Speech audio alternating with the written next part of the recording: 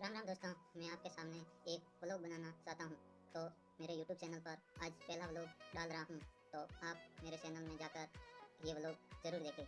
तो कोई माफ़ी चाहता हूँ, कोई गलत शब्द या कुछ भी उल्ट सुलट हो तो माफ़ कर देना। Thank you. हाय गाइस दोस्तों, तो ये है मेरा मोटरसाइकिल जो कि हम चलाते तीनों भाई, और ये है हमारी भैंसें दो। इस भैंसों को ये हमारी भैंस दूध देती है और वो है इसका बच्चा। और ये है हमारा घर। इस घर में हम हमारा पुराना घर तो वो है, और इसमें हम रहते हैं। ये इसे बोलते हैं माड, आप चाहे कुछ भी, हम तो डालिया वगैरह बोलते हैं। और ये है पेड़ फूलों जैसा, ये है आमली का पेड़।